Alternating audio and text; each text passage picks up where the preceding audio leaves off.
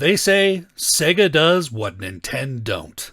But when it comes to retro game collecting, do Sega Genesis titles actually hold their value any better than their Nintendo rivals? Well, stick around to find out the surprising truth.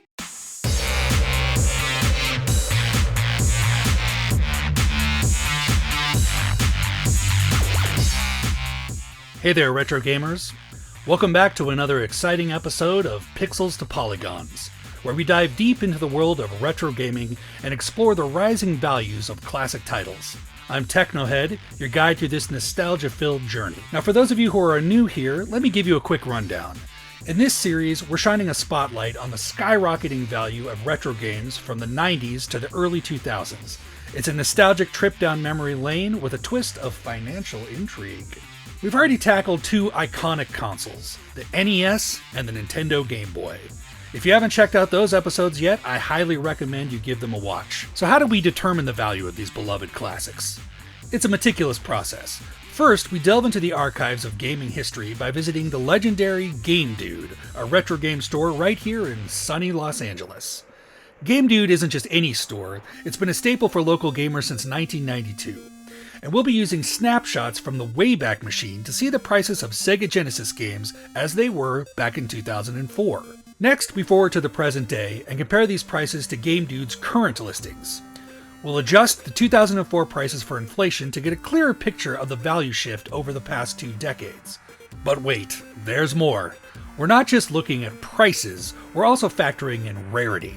We're using data from rarityguide.com. We'll see if scarcity has played a role in driving up the value of these retro games. Now, as a self-proclaimed Sega Genesis enthusiast, this episode holds a very special place in my heart. One thing I notice is that the games we're covering today are top-tier classics, some of the finest that were released for the system, and that contrasts to the list that we had for the Nintendo Entertainment System and the Game Boy. And it's got me wondering, do Genesis collectors prioritize quality over rarity? Could the exceptional caliber of these titles be the reason for their soaring values? Well, that's a question we'll explore together in this video. So grab your 6-button controller and get ready for a nostalgia-packed ride as we uncover the 25 most valuable Sega Genesis games of all time. Trust me, you do not want to miss this.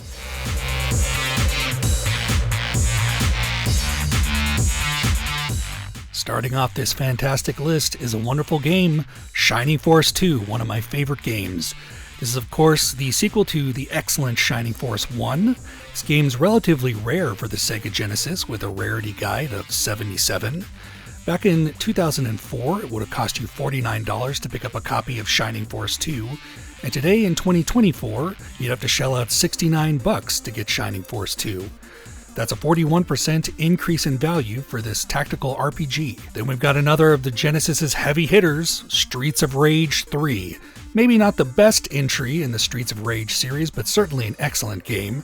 This game has a rarity of 67. It would have cost you $40 to pick up a copy back in 2004, but today in 2024, a copy is going to go for about $69, which is a 73% increase in value for Streets of Rage 3. Then we've got the Teenage Mutant Ninja Turtles coming in with Hyperstone Heist. This game is basically what we all wanted the original Nintendo Entertainment System game to be. It's a very accurate recreation of the Konami arcade game. Hyperstone Heist was $32 back in 2004, but in 2024 a copy goes for about $69 at Game Dude. That's a 116% increase in value for a very excellent game. That's followed up by Gunstar Heroes, yet another one of the Hall of Famers on the Sega Genesis. This is an excellent game. With a rarity of 52, this side-scrolling sort of shooter in the Contra vein was $32 back in 2004, but in 2024, it's going to go for about $69, which is a 116% increase in value over time.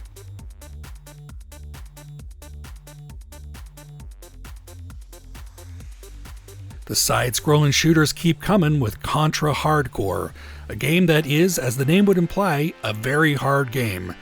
This game is about 54 on the rarity guide, which makes it relatively rare. It was selling for $32 back in 2004, but if you wanted to pick up a copy of Contra Hardcore today, you'd have to spend $69, which is an increase in value of 116%.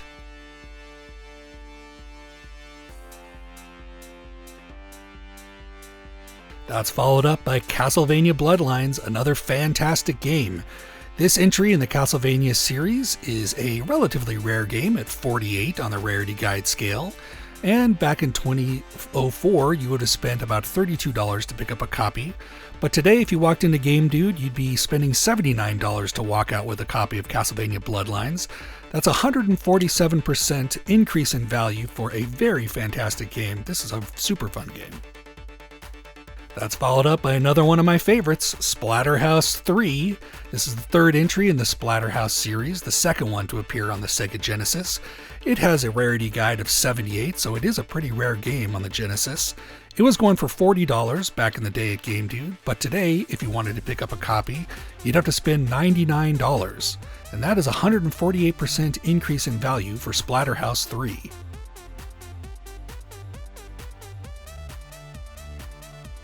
Then we've got the first of a few games to appear on this list that are a mascot sort of platform game.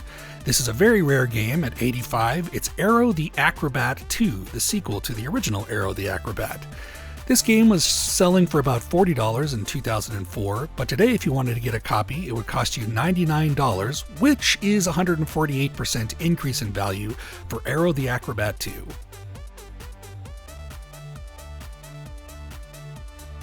Then we've got another Splatterhouse game on the list. This is Splatterhouse 2, obviously the prequel to the Splatterhouse 3 game we saw earlier.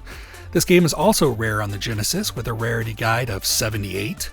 It was going for about $32 back in 2004, but today it's going for $89, and while that's less than Splatterhouse 3, it does have a bigger increase in value over time of 178%. Nice going, Splatterhouse 2. At number 16, we've got Skeleton Krew. Skeleton Krew is an interesting game. You can see in the gameplay footage I recorded here, I was kind of having a hard time figuring out the isometric movement, but it has really cool art designs, very metal, real 90s game here. It was $32 back in the day, but if you wanted to pick up a copy of Skeleton Krew today, you'd have to spend $89. That's a 178% increase in value for Skeleton Krew. Then we have the first of a few shooter games we're going to see on this list. At number 15, we've got Truxton. Truxton has a rarity guide value of 47. Back in 2004, you could pick up a copy of Truxton for about $23. Not too bad, considering that today, picking up a copy of Truxton would set you back $69, and that is a 200% increase in value over time for Truxton.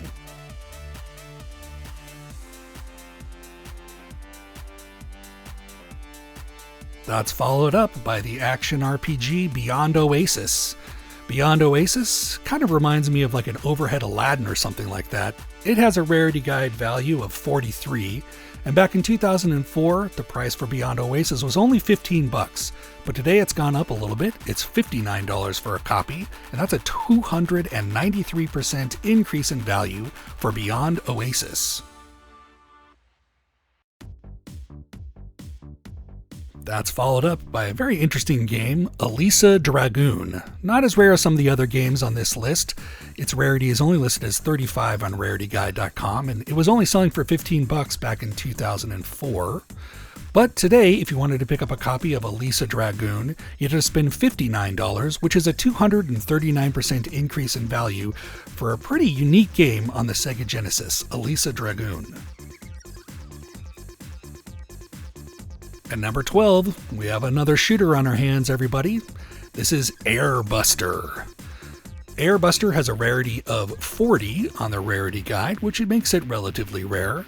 Back in 2004, you could pick up a copy of Airbuster for $15, but if you wanted to play Airbuster today, you'd have to spend $59 at Game Dude to pick up a copy.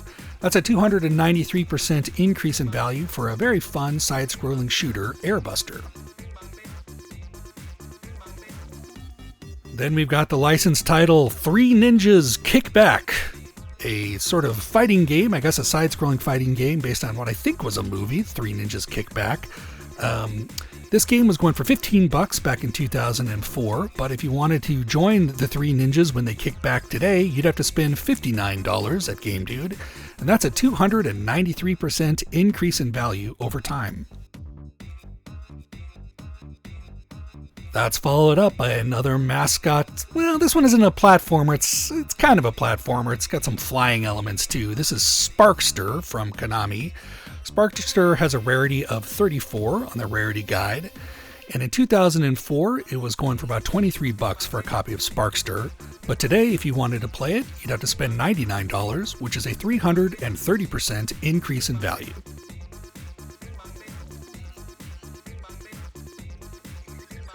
That's followed by Cadash. Cadash has a rarity of 68.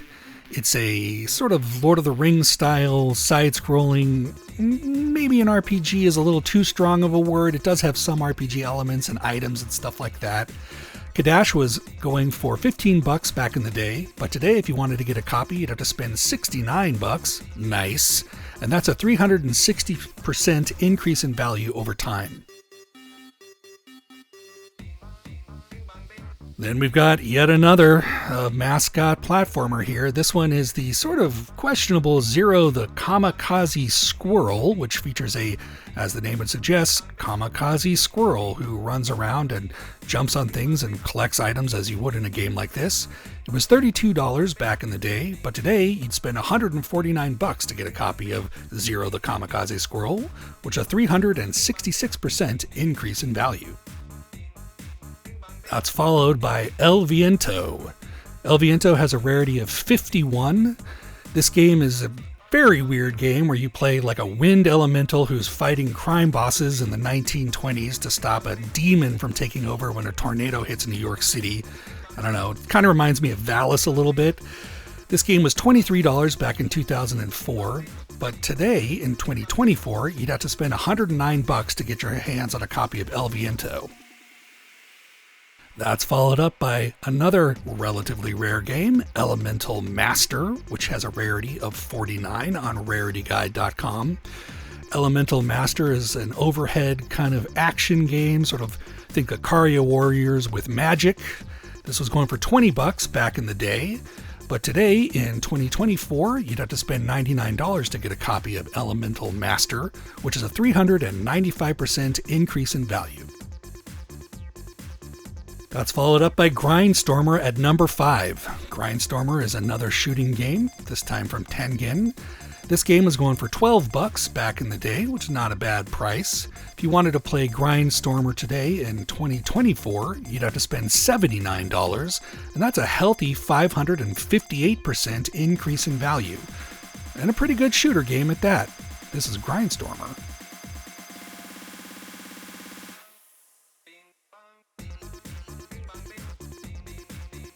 Number 4, we've got our Marvel game on the list. This is The Punisher. This game is a relatively rare game at a 72 on Rarity Guide.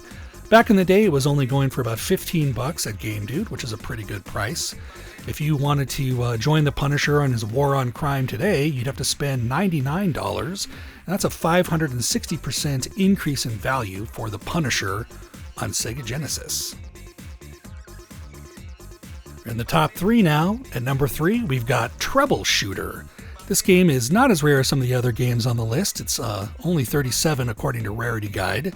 Back in 2004, you could pick up a copy of this side-scrolling shooter game with lovely ladies fighting aliens for $23.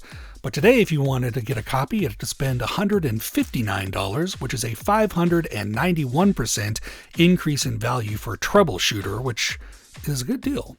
Then we've got the fantastic shooter game, Musha. Musha stands for Metallic Uniform Super Hybrid Android, I think. I can't quite remember. But this is an 83 on the Rarity Guide, a very rare game. Back in 2004, you would have spent $32 for a copy of Musha, and today, if you wanted to play this game, you'd have to spend $349. That is a 990% increase in value for Musha. And now we're coming up to number 1. What will it be? That's right, it's Crusaders of Centy. Crusaders of Centy has a rarity of 68. This is kind of an overhead RPG game in the style that we're very familiar with of games at this time. It's got a nice pastel color palette, as you can see there, and a fun sort of a Link to the Past vibe, I guess. This game was $32 back in the day in 2004, but if you wanted to pick up a copy of Crusader of Centy today, you'd have to spend $549, which is a 616% increase in value over time.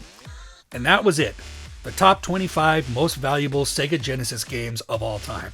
Did you see what I mean? That list was filled with classic games. You had Contra Hardcore, Shining Force, TMNT, Hyperstone, Heist.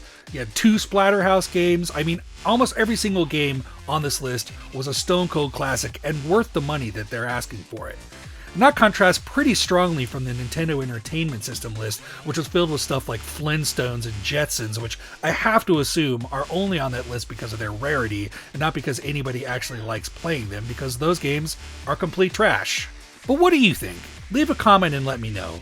Do you collect Sega Genesis games? Was there anything on this list that surprised you? Was there anything not included on the list that you expected to see?